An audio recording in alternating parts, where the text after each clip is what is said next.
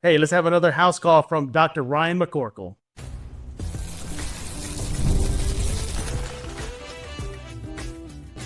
You are Locked On Spurs, your daily San Antonio Spurs podcast, part of the Locked On Podcast Network. Your team every day. Hey, welcome back to Locked On Spurs, right here, the Locked On NBA Network. I'm your host, Jeff Garcia, Spurs writer for Ken's 5 San Antonio. Glad to have you back. Happy Wednesday, everybody.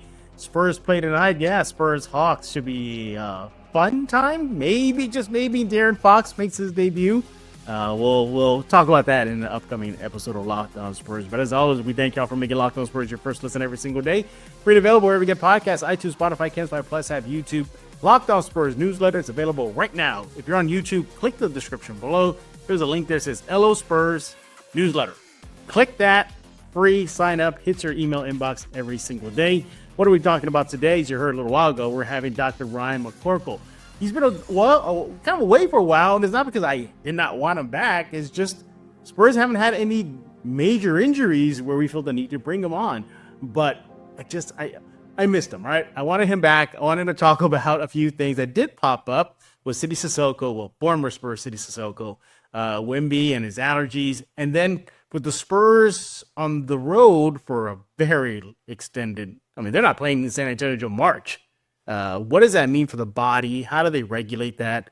Getting on planes, I know they got luxury planes, but still, getting on planes, getting off, getting to hotels, constant up and down, time changes, all that stuff. What is the physical toll that the Spurs players could possibly be having to endure on a very long rodeo road trip? Today's episode is brought to you by Game Time. You want to go to Game Time right now. Download the Game Time app, create an account, use code LOCKEDONNBA for $20 off your first purchase.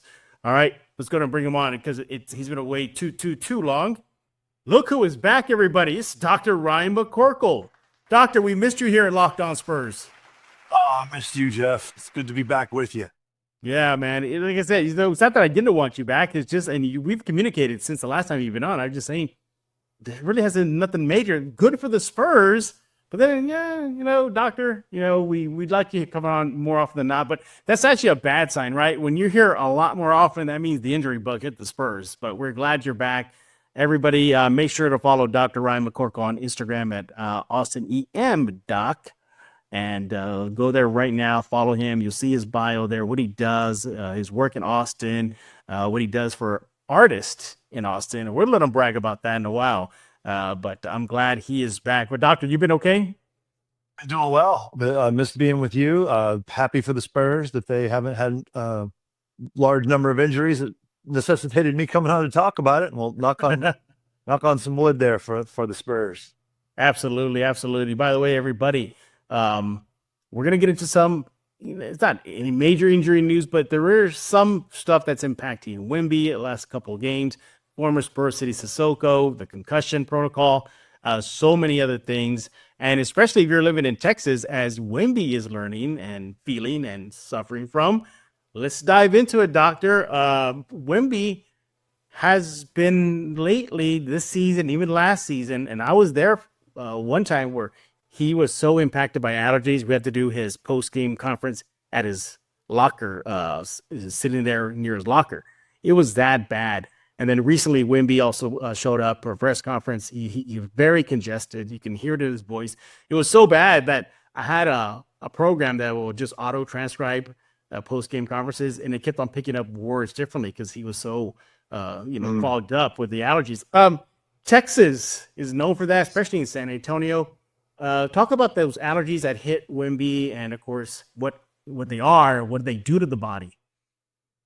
Central Texas is notorious for our allergy problems. Austin and San Antonio and the Hill Country all surrounding. We've kind of coined the term cedar fever here, where when the cedar is high, we have a lot of people who get that congestion and the itchy, watery eyes. There's other people like me who it's opposite. On rainy days, the molds tend to be really high and they get the same reaction, but to a different thing in the air. That's why kind of all our local weather casts now include an allergy report about what's high and what's low. So many of us have ended up, needing to see an allergist and get the scratch testing done so that they can look and say, oh, this is high today. I need to either, take my Allegra Claritin, whatever your over-the-counter allergy medicine is, or even a lot of people have to go get a prescription mixture of what they're allergic to and do like desensitization therapy. Right. Yeah. But, what do they do to the body? Obviously, we can see from the surface, especially like with Wemby, for example, very clogged up in the nose. He made his voice sound scratchy. What are allergies? How do they affect the body? Certain allergens kind of stimulate our immune system to see them as like almost like a bacteria or a virus, a foreign agent, and you get a hyper immune response to it. And when that happens, that's where you get all these allergy symptoms of the itchy, watery eyes, the runny nose, and the swollen throat, as those tissues swell with all those cells coming in to fight this, foreign invader that's really, just a pollen or a mold, but that the body is recognizing as something that needs to be attacked, and you get this autoimmune response. Yeah. We saw Wemby just kind of struggling through that press conference, and somebody asked him, "Are you okay?" He's like, "No." He was like, "It's just allergies." I remember I had a bad case of it when I was living in New York City. Something blew in, and I remember just being miserable. I could not stop sneezing. I was coughing. Eyes were just draining. I took Claritin and it helped, but it didn't get me out of the woods. So they can really impact the body. Are there any, aside from medicines, is there any really way for people, even Wemby, to avoid it? Or is it just one of the things that's, if you got it, you got it, and you're going to go through it? I mean, like I said, there are a lot of medicines to treat that. It's a challenge for us in the ER and in primary care to differentiate, because this is flu season as well. And those symptoms can be very similar with like you said, the cough, the body aches, the really feeling miserable, sore, swollen throat, runny nose. Is that a virus? Is it the flu? Is it, or is it seasonal allergies? Because you treat them differently. Right. So you either do the over-the-counter anti-allergy medicines. You can do the scratch testing and get that serum that's made to help desensitize you to what you're allergic to. Kind of the last stage is doing a steroid, prednisone, or a Medrol dose pack, those kind of things that decrease that immune response. But that's kind of, you don't want to do that all the time. Steroids have side effects. They aggravate diabetes. So you don't want to do that if you don't have to, but that's kind of the stages of treatment. Yeah. Is that kind of like the last resort, going to the steroids option? Is that like, if all else fails? Because that sounds pretty serious. Yeah, if all else fails. And like you were asking for other things you can do that don't involve medicine. If you see if you find out what you're actually allergic to, and you see that that's high, like on the weather report, wearing a mask can be very helpful. The itchy, watery eyes, unless it's kind of like when you see people mowing their lawns and they wear the masks and sometimes the goggles. A lot of times because those, you're kicking up so much of the pollen and dust that they have the allergic reaction. Not only would it be bad to inhale that stuff, obviously, but also to decrease that allergic reaction. That's why they're wearing the mask and the goggles. Yeah, exactly. And Wemby, it looks like he's going to have to adjust to life in South Texas dealing with that, because I think he said he didn't really have any issues when he was in France. Growing up there, no issues. He came here and should have seen him the first time he got hit with it. I remember this till this day. He's just slumped on his chair. He has a hoodie on his face, and it's so tight. It looked like that kid from South Park, with the hoodie super tight. Kenny, yeah, he was like that, and he was just like this. And then he finally just said, he goes, "I think these are allergies." Like it dawned on him. And it looks like the flu, and you got to differentiate it. But also the bad part for Wemby is usually your response is the worst the second year. You get the initial exposure, you can have a somewhat of a reaction, but usually then your body makes antibodies to that particular allergen. And then next year when you're exposed, the response is even stronger. So usually it's people's second or third year that they've been in Central Texas when that really starts to ramp up. Yeah, exactly. And, maybe that's one of those things where he's just going to get used to life, in South Texas like that. But, you gotta extrapolate this too. I mean, these are players that travel from city to city, or even the Spurs this year from country to country, USA to France. Well, wouldn't be surprised. Let's just say they have an extended stay in, I don't know, Michigan to play the Pistons, and then something whips up there, and it hits this player. Because I remember I never really got allergies until I moved to New York City. When I was in New York, I got them a few times, which is bad.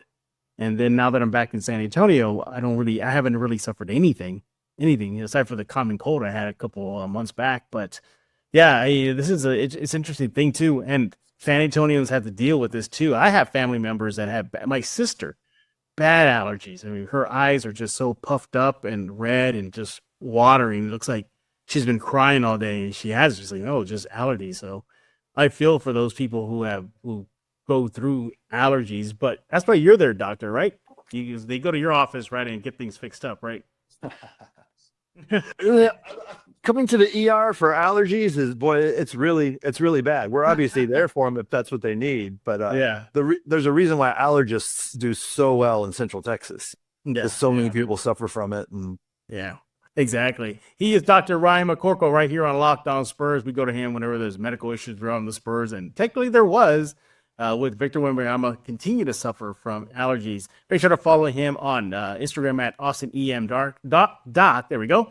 He's with the Emergency and Backstage Physician Group out in Austin, Texas. The medical director for Texas football. So much more. He'll brag about that in just a few minutes. We're not done talking. A former Spur, Sidy Cissoko, he went through the concussion protocol. We're going to discuss that in just a few seconds. But first, let's talk about Game Time. Looking for tickets to your next big event, whether it's a concert, a comedy show, or a sports game? Finding the right ticket at the right price can be a headache, but with Game Time Picks, it's never easier. Let me tell you how it works. With Game Time Picks, the app does all the hard work for you. It curates the best deals, so you don't have to waste time searching through endless ticket listings. I've been using Game Time Picks for a while now, and here's why I love it. The curated deals make it super simple to find great tickets at a great price. No more sifting through thousands of options. I recently grabbed a super deal for a prime seat. I couldn't believe the value. It was a great seat. The seat view features a game changer. Before I even hit buy, I could see exactly what my seat will look like in the venue. That's very reassuring. Best part, you're covered with Game Time's lowest price guarantee, and if you find a better deal elsewhere, they'll refund you 110% of the difference. Plus, your tickets are guaranteed to be delivered on time with the easy cancellation options if something comes up. Take the guesswork out of buying tickets with Game Time. Download the Game Time app, create an account, use code LOCKEDONNBA for $20 off your first purchase. Terms apply. Again, create an account, redeem code LOCKEDONNBA for $20 off. Download Game Time today. Last minute tickets, lowest price guaranteed.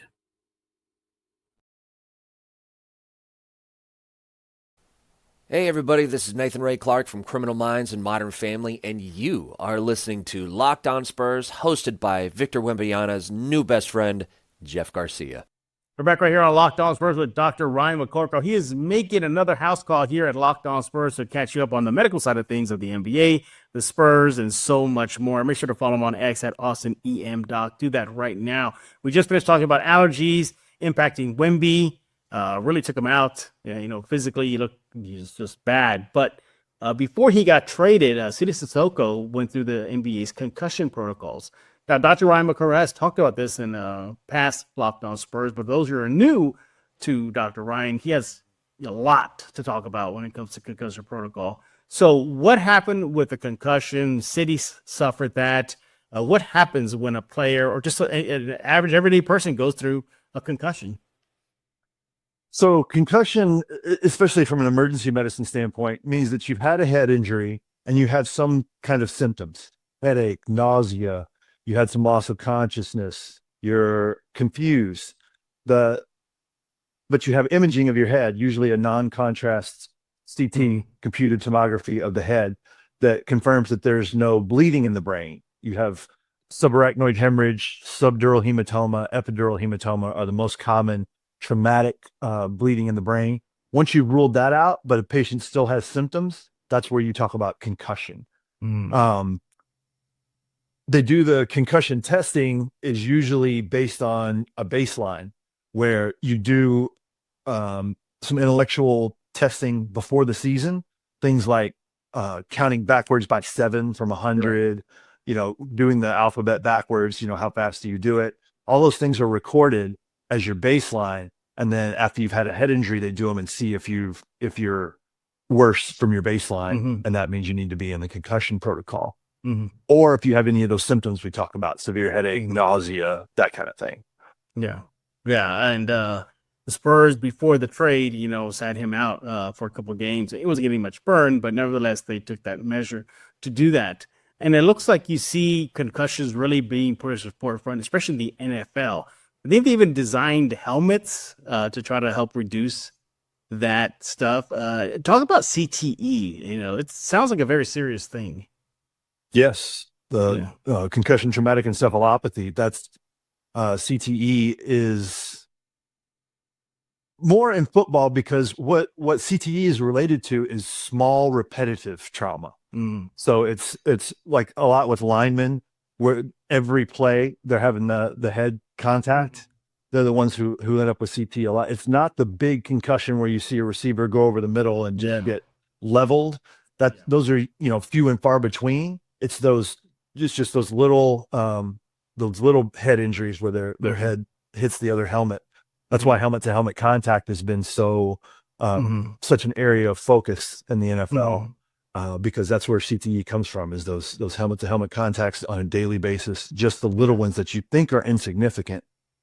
And then obviously when you have a major concussion, where you see a quarterback go out from a really hit where they're confused and out of it, the more of those you have, the more you're prone to CTE just from if you have multiple big concussions. But really most of the data is about the repetitive small concussions.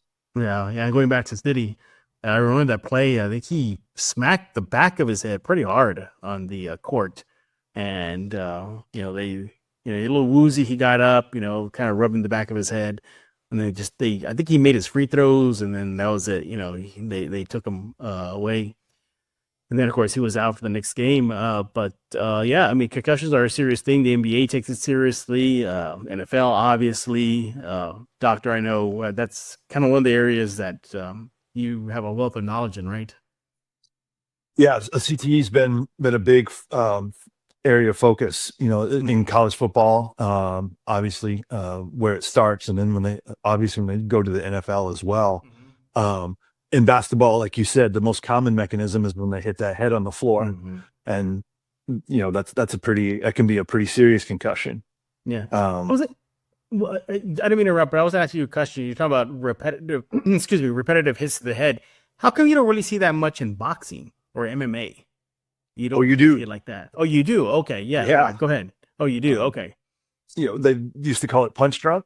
How boxers later in their career or even after they retired, their level of confusion, their mental capacity was markedly decreased, and that was all CTE. We just didn't have a name for it yet.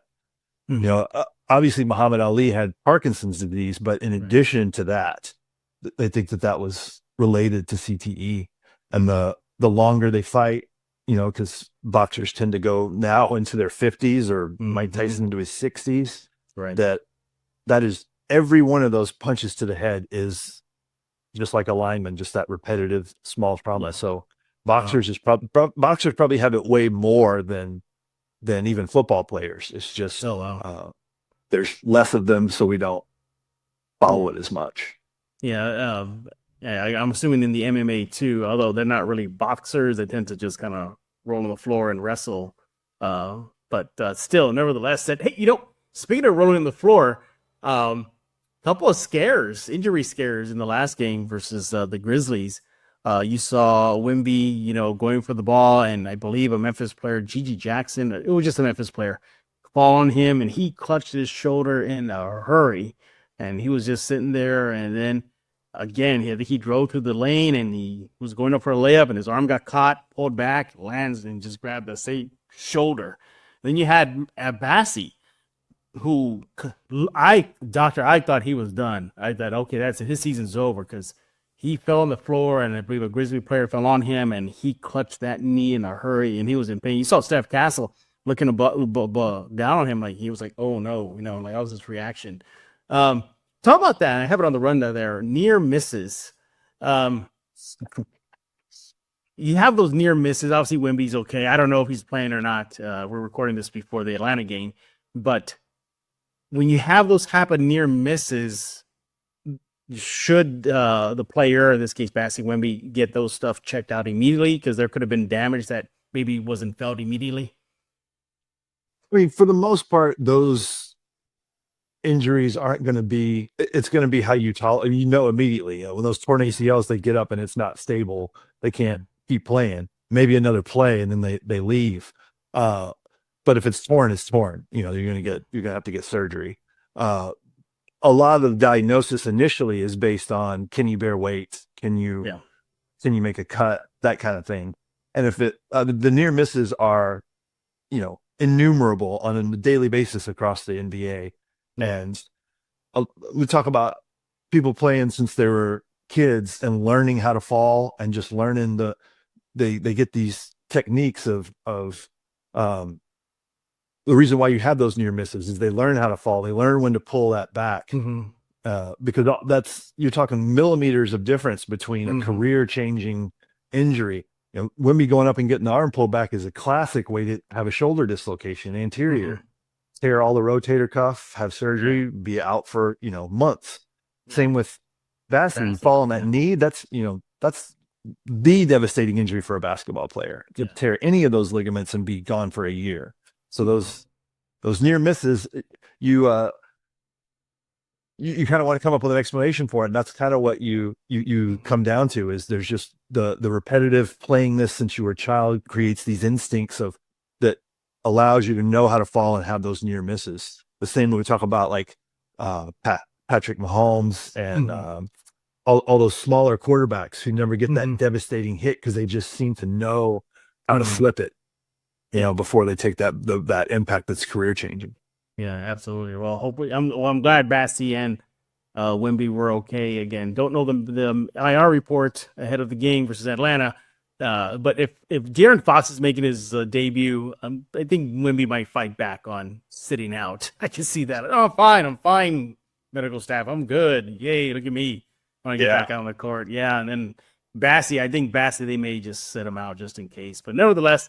Yeah, near misses, concussions, all that good stuff. That's why you go check out Dr. Ryan McCorkle on Instagram. He is at AustinEM.doc on Instagram. He's with the emergency and backstage physician out in Austin, Texas, the medical director for Texas football, and so much more. We're not done talking with Dr. Ryan. Get back to Rodeo road trip. What's it like for a player on the road? The rigors of, just simply playing on the road. We're going to talk about that in just a few seconds. But first, I want to talk to you about BetterHelp. This show is sponsored by BetterHelp. What are some of your relationship green flags? We often hear about the red flags we should avoid, but what if we focus more on identifying the positive signs in our relationships, those green flags? If you're not sure what they look like, therapy can help you identify them, actively practice them, and even embody that green flag energy yourself. Whether you're dating, married, building a friendship, or just working on yourself, therapy can help you form relationships that love you back. Therapy helps you develop healthy boundaries, improve your communication skills, empowers you to set clear expectations, express your needs in relationships. Therapy provides tools for managing conflict in ways that strengthen your connections rather than break them down. BetterHelp does this, and it makes it easy by offering online therapy with over 30,000 licensed therapists to choose from. And if you need to switch therapists, you can do so at no extra cost. Discover your relationship green flags with BetterHelp. Visit BetterHelp.com/LockedOnNBA today to get 10% off your first month. That's BetterHelp, HELP.com/LockedOnNBA.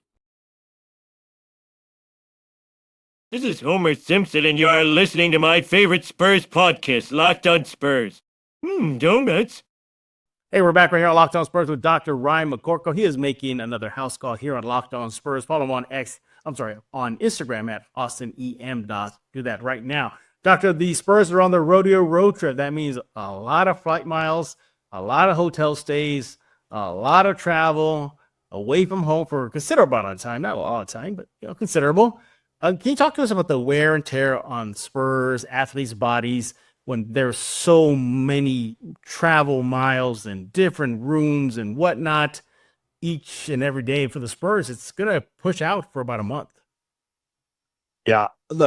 travel, even though it's luxury travel with a chartered plane and the nicest hotel rooms and the best mattresses and all that, it doesn't completely mitigate how difficult that is, especially when for the Spurs when you're on a month-long trip like that. You're switching time zones, which I can relate to very well as an ER doctor. The way we switch shifts, they talk about being constantly jet lagged, and there are measurable effects to your immune system that come from doing that erratic sleep schedule. We're designed to have circadian rhythms. And we ER doctors, we never go to sleep at the same time. The shifts change every day and you're flipping back and forth. But also for the Spurs, as they travel, you're going to have some midday games. You're going to have some night games. You're going to have travel after a night game for some destinations, and others they're going to stay overnight and then travel the next day. All that means erratic sleep schedules, and that affects your ability to fight off, those cough, cold, flu. And here's the other thing, kind of dovetails into the other thing we were talking about with colds and flu. They're also exposed to huge numbers of people. It's at least it's a little bit less now that they fly charter, but it used to be they're going through airports, they're getting on planes, and the more you do that, the more different people you're exposed to, the more likely somebody has, cough, cold, flu symptoms. Your immune system is already suppressed from your erratic sleep, and it's just the perfect recipe to get sick from being on the road that long. Yeah, I remember just going to Vegas from New York City to Vegas, and I remember having a moment my first night in Vegas, like, what's happening? Like, I remember my body had this weird reaction. It was late night Vegas, but my mind was saying something else, and I remember leaving the get together to go back to the hotel room, and I just crashed out. It was just like my body just gave up, and that's a significant time difference from the East Coast to Las Vegas time. I mean, I remember it felt like I was in a cloud, is what it felt like. But that's a significant time difference, and getting used to that. For the Spurs, luckily they're kind of staying on the East Coast-ish. You got Boston, Atlanta, I think New Orleans is on there, so they should be okay. But then we talked about too the allergies. What if they go out on a night and Wemby gets something in him, and he's like, "What's this allergy now? This East Coast allergy I got." So there's so much going on. But you talk about I heard you correctly, circadian rhythms. What is that? Circadian rhythms means going to sleep and waking up at the same time each day. That becomes your body's rhythm of it's time to wake up, it's time to go to sleep. And the more you do that consistently and establish that circadian rhythm of days and nights, the better your health is. So they've done a lot of research on ER doctors, and the fact that we go from night shift back to day shift and do that several times a month. That's why we have to focus so much on our nutrition and our exercise, because it's the cardiovascular risk equivalent of smoking 2 packs a day. Oh, wow. So for the NBA players, it's not that extreme because they're not doing true like overnight and then going to sleep and the sun comes up. Well, I'm sure a lot of them are, but not all the time. So, but it still is, not good for even your cardiovascular health. It's a good thing that they're highly trained athletes and their hearts and lungs are in great shape from exercising every day, but it does take a toll on your cardiovascular system as well as on your immune system. Yeah, well, good thing the Spurs, they got top quality medical staff there. I'm pretty sure they're keeping an eye on the players, getting them ready for the Rodeo road trip. And even veterans like Harrison Barnes, this is going to be his first time doing it. Chris Paul, he's going to do it. And these are guys that have been in the NBA for a long time, so I'm pretty sure they might feel the effects of it. You got Keldon Johnson, who's been there, done that. Devin Vassell as well. So kind of a mixed bag of players that have experienced the Rodeo road trip. And, even Steph Castle, this is going to be his first one, the rookie. He's really going to get an eye-opening experience of playing on the road for that many games, that many miles, different cities, and away from home. Again, I'm pretty sure they'll be back and forth to San Antonio, but just being significantly away from San Antonio for a long time will help them. Hey, Doctor, before I let you go, I can't let you go without asking your thoughts on the De'Aaron Fox deal. What did you think about that? Oh, man, that is so huge for Wemby not to have to wait for, a draft pick coming up to develop to become his pick and roll mate. And somebody who's experienced at it, has run it in Sacramento with Sabonis forever. And I think it's a big bonus for Wemby too that De'Aaron Fox is left-handed. So he gets to set that pick with a left-hander, roll, and be with his dominant hand, instead of coming across the front of the rim, being able to go down the side like a right-handed layup. I think he's the perfect pick and roll mate for Wemby, and has the experience to kind of be plug and play, ready to go for years, rather than CP3's at the end of his career. And you don't have to wait for a rookie to develop enough. Yeah. So it's amazing. I'm excited.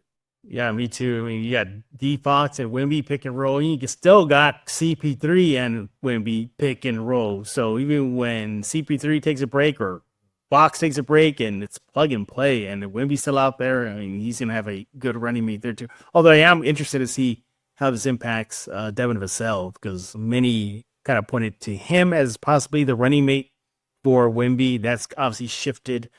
Does that benefit him? Less responsibility? Is he more comfortable and not having to fulfill that role?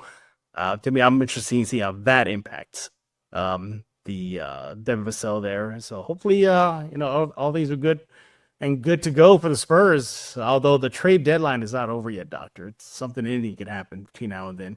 I'm so tuned into the NBA trade deadline every day. I told Doctor hit record. I go, I'm not going back for my medical checkup until after the deadline, because I would hate to be at the office and then Spurs traded so-and-so. I'm like, well, Doctor, here I am. Can you hurry this up, please? So that's how sucked into I am, Dr. Ryan. But, Doctor, we appreciate you stopping by, as always, buddy. But what you got cooking over there in Austin? Tell us what you got going on. We just obviously finished up the UT football season. I guess I should clarify. I'm the UT stadium medical director. So for Daryl K. Royal, I staff for the crowd. So I have 40 physicians at every game, about 20 nurses, and about 50 paramedics. We had a cardiac arrest this season, and all our people responded really well. So we wrapped that up, and now we've already got the schedule for 2025 and working on that. Austin FC starts just in a couple of weeks. So we're working on that as well. And then we always have the backstage medical going with the artists coming through town at the Moody Center and at Moody Theater ACL Live and the various venues around town. Yeah. And I think hopefully I get to run into you soon, because the Spurs Austin games are coming up right around the corner. So I want to be there for the KD game. Is going to be huge in Austin, because it'll be the first time he's been back to be honored by the Longhorns and play in their arena. Yeah. So you said you're going to be there? Yeah. Okay. Yeah. Cool. Well, I'll definitely carve out time to go check meet up with you at the Moody. By the way, Doctor, I don't want to end the show on a bad note, but I got to get your thoughts on this. The incident that happened before the Spurs-Memphis game, very scary moment. The game was delayed 40 minutes. It looks like a fan suffered a bad medical incident there, and I think it was heart related. I think that's what I was told. Again, I don't not know for 100%, but again, I had somebody there who was on site, watching everything happen, and they said, I think it was heart related. But medical staff were there to get him quickly, but unfortunately, they brought out the stretcher, though. Doctor, your thoughts on that? I mean, it's difficult to guess on that. I mean, usually if someone collapses in the stands, it could be as simple as a vasovagal episode where your blood pressure drops, their heart rate drops, they get pale, sweaty, and pass out. Not really dangerous, any number of triggers. It could be a pulmonary embolism, a blood clot in the lung. That is life-threatening, especially if it's causing you to pass out. It usually means it's a larger one. It could be a heart attack. A myocardial infarction where you have a clot in one of the vessels to your heart. It could be, an intracranial hemorrhage, an aneurysm that ruptures. It could be a stroke that causes you to fall, and because you're weak on one side. But all of those things are really scary. Yeah. I think some of the players that were near the person who suffered the incident, they had the oh no look, like whoa no, like they looked pretty traumatized, and everybody got off the court, but no word on what happened to that person. But scary times. But the medical staff was there, just like you were there on hand this season to help a student, and you were honored by the family. They met up with you. Good on you, doctor. Good on you. Thanks. I guess that's the other thing. This is a good learning opportunity for the folks listening. Is another most common cardiac cause is what happened to that student: ventricular fibrillation or ventricular tachycardia. Those being life-threatening arrhythmias, and that's why you have AEDs around all the NBA stadiums. When you walk in, you look, you'll see it. It says AED, has an electrical bolt on it. It is super self-explanatory. You put the patches on, hit the power button, and it walks you through, tells you if it's a shockable rhythm, does it all by itself. But those are the things that can save lives. Just like that kid in the stadium, if a bystander knows how to use the AED, puts it on somebody, that's something where you can really actually save their life in that moment, taking them out of that rhythm back to a normal sinus rhythm. So when you walk in, you see those AEDs, it's good to kind of make a little mental note of where they are. And those medical professionals obviously know where they are. And that's a game changer. Yeah. They're at my apartment, when I walk out of my door, there's just one, like literally 5 doors away, right at the corner. They have there for everybody. So yeah, very important. And like I said, they're easy to read. If hopefully nobody has to go through that. But yeah, it is what it is. But doctor, we appreciate you as always. Taking time out of your busy schedule. Again, follow him on Instagram at AustinEMDoc. Do that right now. Check out his sneaker collection. It's pretty cool. I'm pretty sure you already saw that already behind him already. But he has other photos of his vast sneaker collection that even PJ Tucker is jealous of. Right, doctor? I am definitely not on PJ's level, but that's a lot of the artists we take care of are kind enough. They know that I love sneakers, and most of these are just ones that were given to me by artists coming through. I could never amass this collection on my own, but it's really nice of them to do that for me. Yeah, and often go to his Instagram, AustinEMDoc too, because he has photos of a lot of the artists that he meets and takes care of when they stop by in Austin. It's like a who's who of musicians and artists. It really is. Again, follow him on Instagram at AustinEMDoc. Dr. Ryan, we appreciate you as always, and we appreciate you all for taking time out of your schedule to watch this episode of Locked On Spurs. Make sure to follow us on X, where else? Spotify, where else? Oh yeah, YouTube, Spotify Plus app, iTunes, Spotify, the Locked On Spurs newsletter is in the description below. Just click on that link. Go sign up, completely free. And we'll be back tomorrow. Special guest coming up soon. Just hint, everybody. So keep your eye on Locked On Spurs. But for Dr. Ryan McCorkle, I am Jeff Garcia. We're going to put a lock in this episode of Locked On Spurs.